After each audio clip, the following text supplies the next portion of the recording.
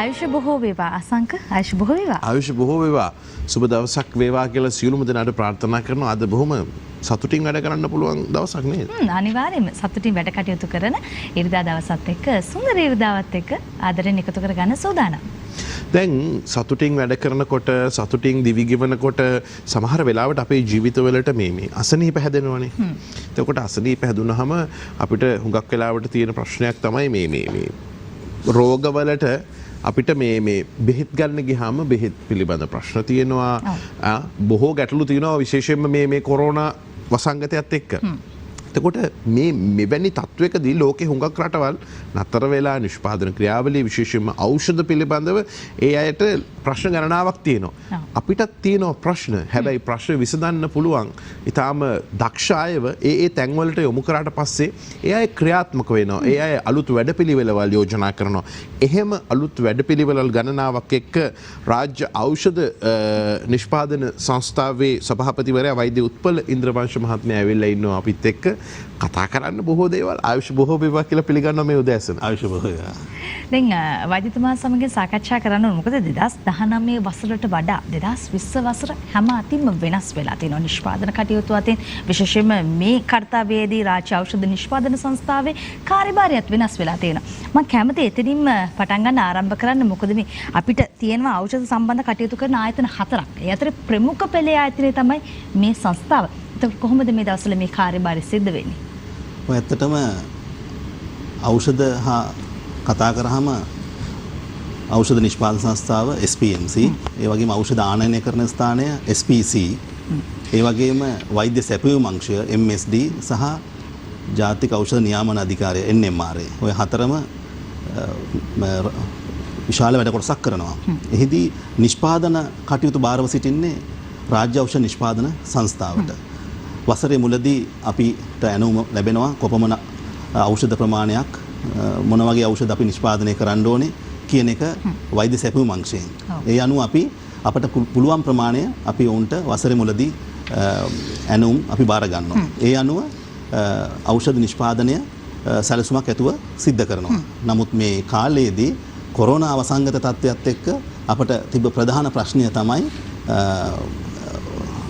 ඇඳිරි නීති සමය, ඒ වගේම කොරෝනා වෛරසය SPMC කර්මාන්ත ශාලාවට ආවොත් වැසි යන්න පුළුවන් තත්ත්වයක්. ඒ නිසා ගන්න පුළුවන් සියම් ප්‍රිකෝෂන්ස්, ඒ කියන්නේ සියලුම අවශ්‍ය සියලුම ක්‍රියාවලින් අපි කොරෝනා මර්ධනය, කොරෝනා වලින් බේරීම සඳහා රැගෙන එක දවසක්වත් අපි කර්මාන්ත ශාලාව වැසුවේ නැහැ. දිගටම වැඩ කරා උදේ 6 සිට රෑ 10 දක්වා නොකඩව අඛණ්ඩව. ඒ විතරක් නෙවෙයි 2019 වර්ෂය හා සංසන්දනය කරාම 2020 වර්ෂයේදී ඖෂධ නිෂ්පාදනය වාර්තාගත ලෙස ඉහළ වීමක් වාර්තා වෙනවා. ඒ කියන්නේ 2019 වර්ෂයේදී මිලියන 2400යි ටැබ්ලට්ස් සහ කැප්සියුල්ස් නිෂ්පාදනය කරේ. මේ වෙනකොට මිලියන 3000 පසු කරමින් යනවා. ඒ කියන්නේ මිලියන 600කට වඩා වැඩි ප්‍රමාණයක් අපි මේ වසරේ මේ බාධකත් එක්ක අපි නිෂ්පාදනය කළා තියෙනවා. ඒ නිෂ්පාදනය කරා කියන්නේ අසංක ආනයනය, ඒ වගේ ඖෂධ ආනයනය කිරීමක් අඩුවීමක්නේ. ඒ කියන්නේ විශාල ධනයක් රටට ඉතුරු කරලා තියෙනවා. ඒ වගේම ප්‍රමිතියෙන් යුක්ත ඖෂධ අපි නිෂ්පාදනය කරලා රෝගීන් සඳහා රෝහල් පද්ධතිය වෙත ලබා දීලා තියෙනවා. මෙවැනි වසංගත තත්වයකදී වුවත් අපගේ ධාරිතාවය අපි වැඩි කරලා තියෙනවා. නිෂ්පාදන ප්‍රමිතිය වැඩි කරලා තියෙනවා. ඒ වගේම අලුත් නිෂ්පාදනයන් අපි කරලා තියෙනවා. විශාල වශයෙන් අපි දැන් ඉදිරියේදී නව ඖෂධ ෆෝමුලේට් කරලා නිෂ්පාදනය කරනවා. එවැනි නිෂ්පාදනය කරන ඖෂධ අපි මාස්පතා අපි දැන් මේ දවස්වල නිෂ්පාදනය කරමින් රජයේ රෝහල් වෙත ලබා දෙනවා. දැන් ඔබ කිව්වා මේ ප්‍රමාණය විතරක් නෙවෙයි, ක්වොන්ටිටි එක පමණක් නෙවෙයි, ක්වොලිටි එකත් වැඩි කරා. මේකේ ප්‍රමිතියත් වැඩි කරා. විශේෂයෙන්ම උදේ 6 ඉඳන් රෑ 10 වෙනකම්. ඒ කියන්නේ අපි ගත්තාම මේ shift දෙකක්නේ. දැන් හුඟක් වෙලාවට මේ කොරෝනා වසංගතයත් එක්ක shift දෙකක් වැඩ කරන එක shift එකකට අඩු කරා. නතර වුණා. එහෙමනම් මේ වැඩි කිරීමත් එක්ක මේ මිනිස්සුන්ගේ දායකත්වයත් එක්ක මේ වැඩ කරන සේවක මණ්ඩලයේ තිබුණු ශක්තිය, ධෛර්යයත් එක්ක මේ ඖෂධ නිෂ්පාදන සංස්ථාව අපනයනය කිරීමේ කටයුතුත් පටන් අරන් තියෙනවා කියලා ආරංචියක් තියෙනවා. ඇත්තටම අපනයනය කිරීම සඳහා අපි මේ දවස්වල ඒ සඳහා අවශ්‍ය ස්ටෑන්ඩඩ්ස්, ඒ කියන්නේ EU GMP ස්ටෑන්ඩඩ්ස් අපි ලබා ගැනීම සඳහා කටයුතු කරමින් යනවා. අපි කොහෙන් හරි අසංක පටන් ගන්න ඕනේ. ඖෂධ ලංකාවේ නිෂ්පාදනය කරලා ලංකාවට බෙදා හරින වගේම අපනයන කිරීම සඳහා අපගේ මූලික පරමාර්ථය දැන් ඉදිරියේදී. ඒ අනුව මම ඒකට සම්බන්ධ කරොත් අපේ මේ වෙනකොට රාජ්‍ය ඖෂධ නිෂ්පාදන සංස්ථාවේ කර්මාන්තශාලා පිටලා තියෙන රත්මලානේ උපරිම ධාරිතාවයට අපි ළඟා වෙලා තියෙනවා. ඒ අනුව අපි සාධාරණීකරණය කරලා තිනවා, නැත්නම් ජස්ටිෆයි කරලා තිනවා අපට අලුත් කර්මාන්තශාලා අවශ්‍යයි කියලා. ඒ අනුව ජනාධිපතිතුමාගේ සෞභාග්‍ය දැක්ම ප්‍රතිපත්ති යටතේ එතුමාගේ ඍජු මදිහත් වීමෙන් හොරණ ප්‍රදේශයේ අක්කර 65ක ප්‍රමාණයක් අපට ලබා දීලා තිනවා නාගරික සංවර්ධන අධිකාරියේ ඉඩමක්. දැන් එහි අපි ඖෂධ නිෂ්පාදන ආයතන 5ක් පමණ නිෂ්පාදනය කරන්න ප්‍රොකියුමන්ට් මේ දවස්වල ප්‍රසම්පාදනය කරගෙන යනවා. අසං කිව්වාගේ සියලුම කර්මාන්තශාලා අපි කරන්නේ අපනයනය අරමුණු කරගෙන. ඒ කියන්නේ EU GMP ස්ටෑන්ඩඩ් එකට. ඒ කියන්නේ යුරෝපියානු ප්‍රමිතියෙන් යුක්ත කර්මාන්තශාලා. ඒ අනුව අපි ඉදිරියේදී මේ කර්මාන්තශාලා සාදා නිම වුණාට පස්සේ අපේ ලංකාවට ඖෂධ නිෂ්පාදනය කරලා රෝහල් වෙත ලබා දීලා පසුව ලෝකල් මාකට් එකට ලබා දීලා පසුව අපනයන කිරීම තමයි අපගේ පරමාර්ථය. මහර්ග මං හිතන්නේ රාජ්‍ය ඖෂධ නිෂ්පාදන සංස්ථාවේ ඉතිහාස පොත අලුත් කරන පිටුවක් පෙරලන්න මේ සභාපතිවරයාට හැකියාව ලැබෙනවා. අනිවාර්යයෙන්ම ඉතින් සුබවාදී මේ වගේ අදහස් එක්ක මේ අලුත් වැඩ කටයුත්තත් එක්ක රට ඉදිරියට යාමක් අපිට පෙන්වුම් කරනවා. වෛද්‍යතුමනි මම කැමති කතා බහ කරන්න දෙසැම්බර් 23 වෙනිදා. ඊටාම විශේෂ දවසක් බවට පත් වෙනවා. මේ සමස්තයක් විදිහට රජයටත් මහජනතාවටත් ඒ විතරක් නෙමෙයි රාජ්‍ය ඖෂධ නිෂ්පාදන සංස්ථාවේ අලුත් වැඩපිළිවෙල ගැන අපි කතා බහ කරමු. දෙසැම්බර් 23 රාජ්‍ය ඖෂධ නිෂ්පාදන සංස්ථාවේ G zone එක ඕපන් කරනවා. ඒ කියන්නේ අලුත් අපි zones තියෙනවා. general medicines, ඒ වගේම antibiotics, ඒ වගේම අලුත් zone එක. මේක G zone එක අපි හඳුන්වන්නේ හෝමෝන නිෂ්පාදනය කිරීම සඳහා tablet සහ capsules හෝමෝන. මේ ප්‍රථම නිෂ්පාදනය ලෙස අපි තයිරොක්සින් නිෂ්පාදනය කිරීම සඳහා කටයුතු ආරම්භලා තියෙනවා. ඒ වගේම මීතයිල් ප්‍රෙඩ්නිසොලෝන් වැනි ඉදිරියේදී තවත් ඖෂධ. ඒ අනුව දෙසැම්බර් 23 වෙනි දින අග්‍රාමාත්‍ය මහින්ද රාජපක්ෂ මැතිතුමා අතින් එම G zone එක විවෘත කිරීමට සියල්ල සූදානම් කරලා තියෙනවා. ඒ වගේම එදිනම ෆ්ලූක්ලොක්සසින් කියන ඇන්ටිබයොටික් එක අපි නිෂ්පාදනය කරලා දැන් අවසන් ඒ ලොන්ච් කිරීම සිද්ධ වෙනවා එතුමාගේ අතින්. ෆ්ලූක්ලොක්සින් කියන්නේ අසංක මේ කැබිනට් ටෙන්ඩර් එකක්. ඒ කියන්නේ විශාල මුදලක් පිටරටට ගිය ඖෂධයක්.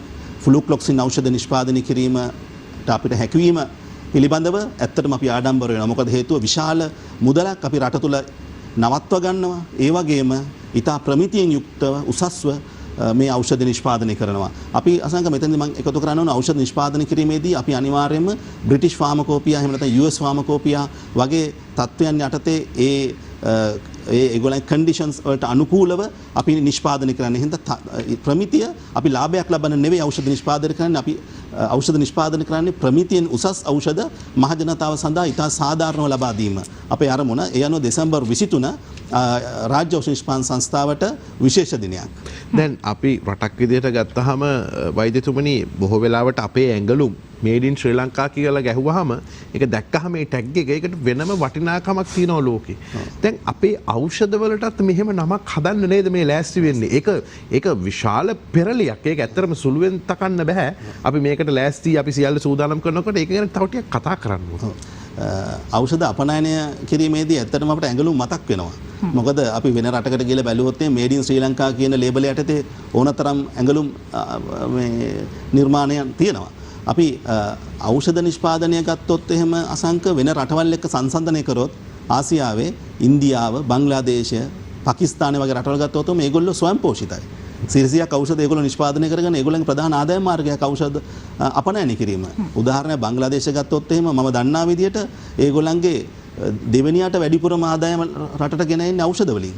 ෆැක්ටරිස් 260කට වඩා තියෙනවා. 30 ගානකට වඩා EU GMP තියෙනවා. ඒවා එක්ස්පෝර්ට් කරනවා. පිටරට යවනවා, අපනයනය කරනවා. ඉතින් අපි මේ ෆැක්ටරිස් පහ හදනකොට අපි බිස්නස් ප්ලෑන් එකක් හැදුවා.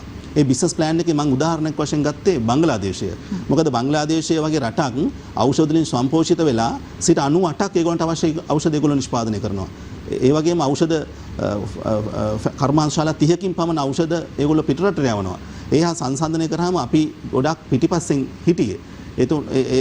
අපි මේ අධ්‍යයනය කරලා තිබ්බා 2015 ඉඳලා 2020 දක්වා ඇත්තටම මම මෙහිදී සඳහන් කරන්න ඕනේ ගෝඨාභය රාජපක්ෂ මැතිතුමා සමග ව්‍යාත්මක සංවිධානයේ අපි වැඩ කරනකොට ඒ කාලේ අපි දේශපාලනය කරේ නැහැ. අපි කරේ පොලිසිස් නිර්මාණය කිරීම. ඇත්තටම හොඳ හෙල්ත් පොලිසි එකක් ලංකාවේ තියෙනවා. අපි බැලුවාම අඩුපාඩුවකට මොකද්ද තියෙන්නේ කියලා බැලුවම ඖෂධ නිෂ්පාදනය තමයි ඇත්තටම අඩුපාඩුවකට තිබ්බේ. ඒ කියන්නේ රෝගීන්ට ප්‍රතිකාර කිරීම ගත්තොත් එහෙම අපි ඊටාම ඉහළ තත්වයක ඉන්නවා. ඖෂධ නිෂ්පාදනය ගත්තොත් අනික් රටවල් සාපේක්ෂව අපි පිටිපස්සෙන් ඉන්නේ. ඒක අපි අයිඩෙන්ටිෆයි කරලා අපි ඒ ඔක්කොම අධ්‍යයනය කරලා සැලසුම් සදාගෙන හිටියේ. ඒතකොට 2015 සිට 20 දක්වා අතර කාලේ අපි අවශ්‍ය දේවල් කරලා අපි 2020 දී ජනාධිපතිතුමා පදවිය ලබා ගැනීමෙන් පස්සුව අපි කෙලින්ම ජනාධිපතිතුමා මාව SPMC එකට සභාපතිවරට පත් කිරීමෙන් අනතුරුව අපට සැලසුම් සාදා ගැනීමට අවශ්‍යතාවයක් තිබුණේ නැහැ. ඒ සාදාගත සැලසුම් ක්‍රියාත්මක කිරීමයි තිබුණේ. ඒ අනුව තමයි අපි තීරණය කරේ අපි සැලසුම් කළා තිබුණේ ඖෂධ අපනයන කිරීම තේමා කරගෙන අරමුණු කරගෙන ඖෂධ නිෂ්පාදනය රටේ සිද්ධ කරන්න ඕනේ කියලා. වෛද්‍යතුමනි දැන් තත්ත්ව සහතිකයක් අවශ්‍ය වෙනවනේ හැම දෙයකටම වගේම එතකොට ඖෂධ නිෂ්පාදනය සඳහා තත්ත්ව සහතිකයක් අවශ්‍ය වෙනවා. යුරෝපීය තත්ත්ව සහතිකය තමයි මේ සඳහා ලබාගෙන තියෙන අපිට පොඩ්ඩක් කතා කරමු ගැන. ඔව් ඇත්තටම ඊට පෙර ලංකාවේ ජාතික ඖෂධ නියාමන අධිකාරියේ approvals ඕනේ. ඒකත් ලේසි නෑ. ඒවා ඒතා ස්වාධීන ආයතනය. ඇත්තටම ප්‍රමිතිය කොහෙදිවත් බාල කරන්නේ නෑ. උදාහරණයක් ගත්තොත් එහෙම අපි දෙසැම්බර් 23 එළි දක්වීමට නියමිත ඖෂධය ගමු. ෆ්ලූක්ලොක්සිසින් මෙය සෑදීමේදී මුලින්ම අපේ SPMC ආයතනයේ ෆෝමියුලේෂන් ඩිපාර්ට්මන්ට් එක තියෙනවා. එහිදී මේ ෆ්ලූක්ලොක්සින් ඖෂධය ෆෝමියුලේට් කරන්න ඕනේ. ඒ සඳහා විද්වත් පිරිසක් අප සතුයි. ඉන්පසුව මේ ෆෝමියුලේට් කරපු ඖෂධය අපේම තියෙන ස්වාධීනව ඩිපාර්ට්මන්ට් එකක් තියෙනවා. ඒකට කියනවා අපි ක්වොලිටි කන්ට්‍රෝල් ඩිපාර්ට්මන්ට්. ඒකෙදි ක්වොලිටි කන්ට්‍රෝල් ඩිපාර්ට්මන්ටේ අනුමැතිය ගන්න ඕනේ. ඊට පස්සේ ජාතික ඖෂධ නියාමන අධිකාරිය එහෙම නැත්නම් NMR එකට යවන්න ඕනේ. එහිදී අනුමැතිය ගන්න ඕනේ. නැවතත් එනවා ෆෝමියුලේෂන් ඩිපාර්ට්මන්ට්. ඊට පස්සේ තමයි අපිට මේක ඖෂධයක් ලෙස නිර්මාණය කරන්න පුළුවන්. කියන්නේ අපි ෆිනිෂ් ප්‍රොඩක්ට් එකක් හදන්න පුළුවන්. ඊට පස්සේ නැවතත් මම පෙර කිව් පරිදිම ක්වොලිටි කන්ට්‍රෝල් ඩිපාර්ට්මන්ට් NMR අනුමැතිය ලබාගෙන ලංකාවේ ඊටාම උසස් ප්‍රමිතිය අපි ඉස්සෙල්ලම ලබා ගන්න ඕනේ අවසාන වශයෙන් NMR අනුමැතිය. ඉන්පසුව තමයි අපි EU GMP ස්ටෑන්ඩඩ්ස් තියෙන්න ඕනේ අපේ ෆැක්ටරි එකේ. අපේ ෆැක්ටරි එක තමයි EU GMP කරන්න ඕනේ. එහෙම නැත්නම් FDA එහෙම නැත්නම් TNG. ඒ කියන්නේ FDA කියන්නේ ඇමරිකාවට යවනවා නම් ඒ තත්වයන් අපි ඖෂධ නිෂ්පාදන කර්මාන්තශාලාවක් නිෂ්පාදනය කිරීමට පෙරදී සැලසුම් කරන්න ඕනේ. ඒක ඊටාම බාරදුර කාර්යයක්. ඒ සඳහා විදේශ තාක්ෂණය අපිට ලබා ගන්න ඕනේ. ඒ සඳහා පිටරට ඉන්නවා ඒ සඳහා තාක්ෂණය ලබා දෙන කන්සල්ටන්ට්ස්ලා. අපි දැන් මේ අලුත් කර්මාන්තශාලා සඳහා WHO එකෙන් කන්සල්ටන්ට් කෙනෙක්, ඒ කියන්නේ WHO recommended consultant කෙනෙක් අපි ඉල්ලීම් කරලා තිනවා. දැනට දෙන්නෙක් ඉදිරිපත් වෙලා තිනවා ඕස්ට්‍රේලියාවෙන් සහ එංගලන්තයෙන්. ඒ අනුව අපි තව ඉදිරියේදී තවත් අපිට ඒ වගේ කන්සල්ටන්ට්ස්ලා අපිට ලැබෙයි. අපි ඒ අනුව සුදුසු කන්සල්ටන්ට් කෙනෙක් තෝරාගෙන තමයි මේ ඖෂධ නිෂ්පාදන ආයතනයේ EU GMP තත්ත්වයන්ට එමෙතන ස්ටෑන්ඩඩ්ස් වලට අපි නිර්මාණය කිරීමට අපි සැලසුම් කළා තියෙනවා. වෛද්‍යම් දැන් රාජ්‍ය ඖෂධ නිෂ්පාදන සංස්ථාවෙන් අපි කැමති නිෂ්පාදනය වෙන බෙහෙත් වර්ග මොනවාද? ඒ විතරක් නෙමෙයි ආනයන කරන බෙහෙත් වර්ග මොනවාද කියලා වෙනම දැන කියා ගන්න. මොකද මේ කාලේදී බොහෝ වෙලාවට විවිධ මතයන්, දුර්මතයන් ඉදිරිපත් වෙනවා. මේ බෙහෙත් හිඟයක් පවතිනවා මේ කොවිඩ් සමයත් එක්ක. හැබැයි කිසිම අඩුපාඩුවක් නැතුව ඉවසටම බෙහෙත් සපයන්න තරම් ඔබතුමාගේ කාර්ය මණ්ඩලය සහ මේ රෝහල් පද්ධතියම ඉතාමත් ඉක්මනින් ක්‍රියාත්මක වුණා. කාර්යක්ෂම වුණා. මම කැමති ඒ ගැන කතා කරන්න. ඇත්තටම මේ ඖෂධ කියලා ගත්තාම නිකන් හැමෝම ගත්තේ මතයක් තියෙනවා මේ ඖෂධ හිඟය කියලා. ඇත්තටම එහෙම ඖෂධ හිඟයක් විශාල වශයෙන් නැහැ. උදාහරණයක් ගත්තොත් පිළිකාරෝහල 2019 වර්ෂයේදී ඖෂධ 40ක් පමණ නිරන්තරයෙන්ම හිඟවීමකට ලක් වෙලා තියෙනවා. මේ වෙනකොට අසංක ඖෂධ 3ක් වගේ ප්‍රමාණයක් තමයි පිළිකාරෝහලේ හිඟයක් තියෙන්නේ. ඇත්තටම ඒ වගේ ඖෂධ ආනයනය කරන්නේ SPC ආයතනය. ඒ සභාපති විශේෂඥ වෛද්‍ය ප්‍රසන්න ගුණසේන මැතිතුමා මේ අවස්ථාවේදී මතක් කරන්න කැමතියි. එතුමා ඒ සඳහා වෙහෙස මහන්සි වෙලා අවශ්‍ය ඖෂධ, ඒ කියන්නේ අපි නිෂ්පාදනය කරන්නේ නැති ඖෂධ තමයි ආනයනය කරන්නේ SPC ආයතනය, ඖෂධ නීතිගත සංස්ථාව. අපි SPMC නේ. අපි කරන්නේ මැනුෆැක්චරින් ඖෂධ නිෂ්පාදනය. ගුණසේන වෛද්‍යතුමා ගැන කියනකොට අර රෝගීන් කියන්නේ ඩොක්ටර්ව දැක්කත් ඇති ලෙඩේ හොඳ වෙනවා. ඉතින් මේ ප්‍රශ්න වලට ඊටාම හොඳ පිළිතුරු එතුමාට හොයන්න ශක්තිය තියෙන කෙනෙක්. ඔව් අනිවාර්යයෙන්ම. ඉතින් එතුමායිම එකතුලා තමයි මේ කාර්ය දිගටම කරන්නේ. අපි දෙන්න ආයතන දෙක කිටියට එකටම තමයි යන්නේ. අසව ප්‍රශ්නය අපි නිෂ්පාදනය කරනවා අපි සාමාන්‍යයෙන් බාහිර රෝගී අංශයකට එහෙම නැත්නම් OPD එකට ගියොත් එහෙම අපි ඖෂධ අපි ලබා ගන්නේ උණට කැස්ස ඒ වගේම ප්‍රෙෂර් එක කියන්නේ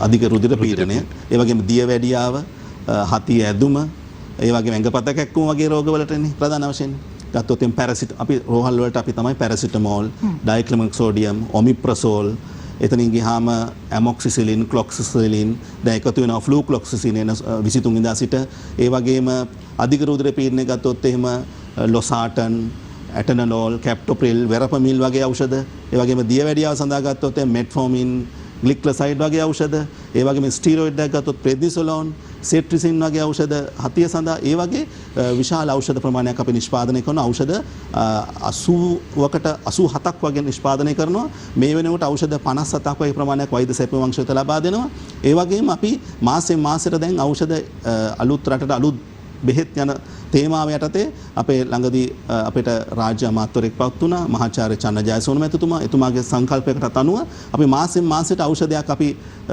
නිෂ්පාදනය කොට රෝහල් වෙත ලබා දෙනවා ඒ අනුව මෑතකදී අපි ගැබාපෙන්ටින් කියන ඖෂධ නිෂ්පාදනය කරා ඊට පස්සේ ක්ලොපිඩොග්ලික් ඖෂධ නිෂ්පාදනය කරා ගිය මාසේ අපි නිෂ්පාදනය කරා හයිඩ්‍රොක්සි ක්ලෝරොක්වින් මේ මාසේ අපි නිෂ්පාදනය කරනවා කිව්වා වගේ ෆ්ලූක්ලොක්සිසින් දැන් මේ සියලු දේවල් එක්ක වෛද්‍යතුමනි අපි දැන් පැරණි අදහසක් තිබ්බනේ ආහාරය ඖෂධයක් කියලා.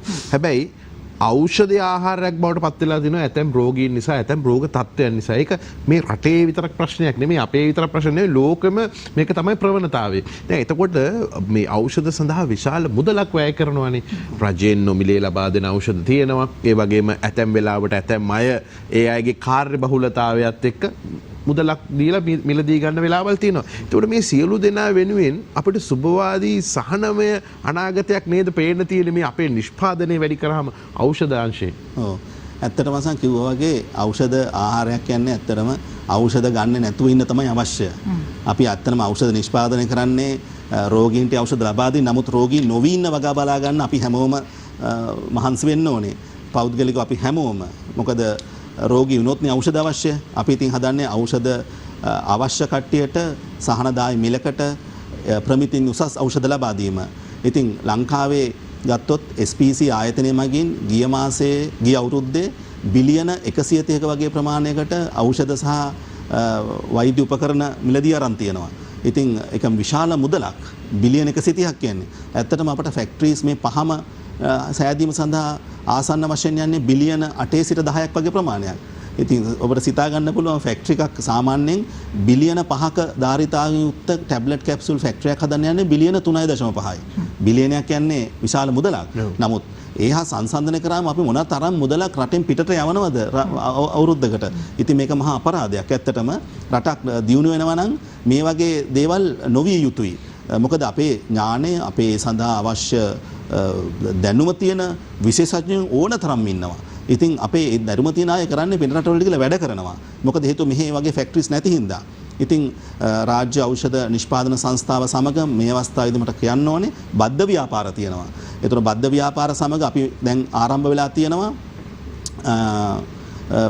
තව නොබෝ කාලෙකින් මාස 8ක් වගේ ඇතුළතින් තව ෆැක්ටරිස් 3ක් ඕපන් කරන්න සැලසුම් කරගෙන තියෙනවා. එකක කෙෆලොස්පෝරින් ඇන්ටිබයොටික් එක නිෂ්පාදනය කරන නිෂ්පාදන ආයතනයක්. ඒ ඔක්කොම EU GMP යුරෝපියානු තත්ත්වයන් මත තමයි තත්ත්වයන් උඩ තමයි මේවා නිෂ්පාදනය කරලා තියෙන්නේ. ඒ වගේම ඊට පස්සේ අපි නිෂ්පාදනය කරපු තවත් ඖෂධ නිෂ්පාදන ආයතනයක් විවෘත වීමට නියමිතයි ටැබ්ලට් සහ කැප්සියුල්.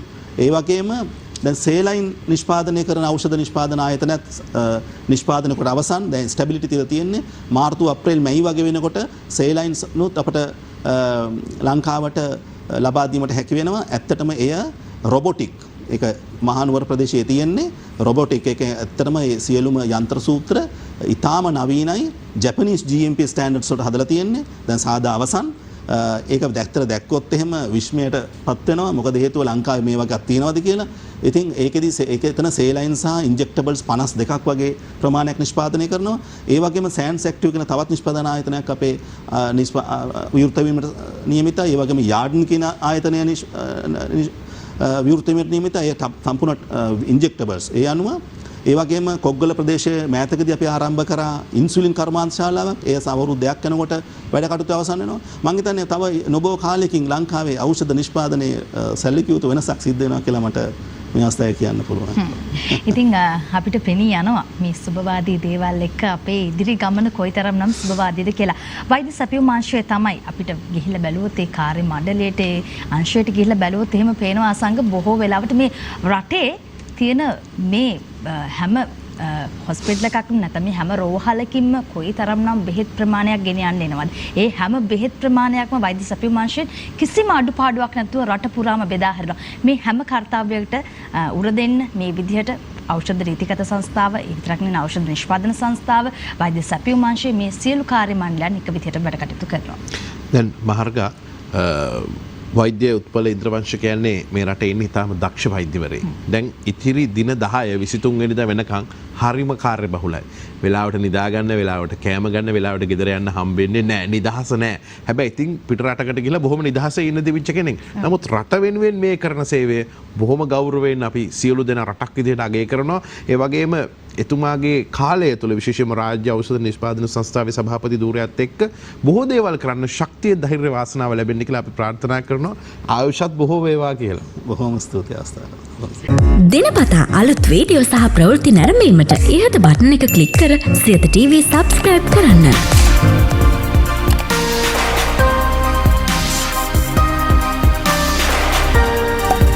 අලුත් වීඩියෝ ගැන මුලින්ම දැනගන්න මෙම සීනුව ක්ලික් කරන්න.